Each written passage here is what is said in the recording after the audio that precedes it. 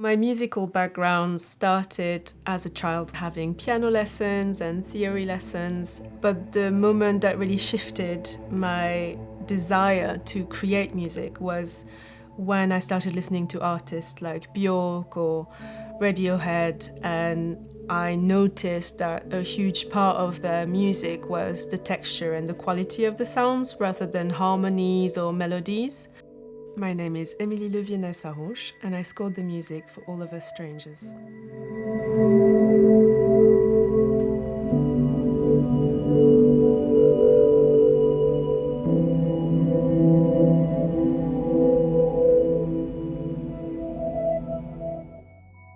When I was growing up, I loved film, but I didn't really take it too seriously. It was more of a personal interest. I started being friends with film students, and they were starting to do short films, and they started asking if I could make music for the short films. And I think that's really the moment where I started pursuing it. I just thought, wow, this is an actual job. Hi. Hi. My initial discussion with the director Andrew Haigh was a bit scary at first because I love his film. I think he's such a talented director, and he's also a director who doesn't use music or score that often, so I felt a little bit of pressure.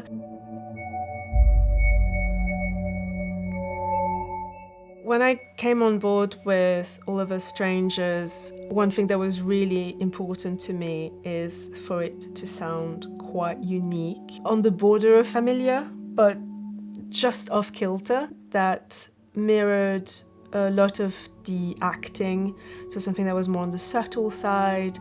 I really think there's something beautiful in the performances and the music working together. And in the case of those performances, they are on a very detailed level, a very subtle level. So I really studied the way the actor has approached their character and tried to use that as an inspiration. Another concept that we were really interested in was the idea of fragmentation. We were talking quite extensively about the nature of memory and the way you never really remember things in a linear manner. It's all little snippet, almost zooming on some element of the past. And it kind of makes sense, but you can never grasp the larger context of the memory, just that little snippet. And I started to think about how to create a sound of fragmentation. I settled for a score that is mostly made using synthesizers and cello, and violin and piano, but all of them going through effects. So everything feels a little bit floaty, out of reach. You can't completely grasp what you're hearing, but it still feels quite familiar. Our boys back home? Our son. Look at you. You were just a boy. And now you're not. It was really important for me for the score to be quite warm and still have a strong human feeling to it. And even when you put a cello recording or piano recording through a bunch of effects, at the end of the day, it is performed by a person. There is a person who can add a layer of emotion, a phrasing, articulation that's slightly different on every take. It is a film that's deeply human. And even though we did want something slightly off this world, it still needed to feel deeply human. In terms of thematic material in the score, again, because of this reflection on fragmentation, they're more motifs than full melodies. But we have a few that come back throughout the film. A melody that's introduced on the violin in the opening shot.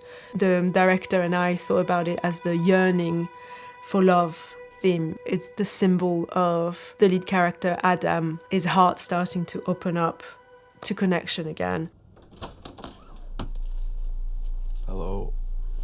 For various reasons, grief is a subject I've been working around for the past 5 years. So I think I was already quite comfortable with the idea of looking at grief and the part it has in one's life. I've written an album about the passing of a parent. That meant that I was able to connect with Adam from a place of empathy and compassion. And I think that was useful to be at that place myself, because that meant that I could create a score that was more of a warm hug and an accompaniment towards hopefulness, always knowing that there is something at the end of that loneliness, which I think is also what the director wanted to achieve with the film. It's leaving people on a sense of hope.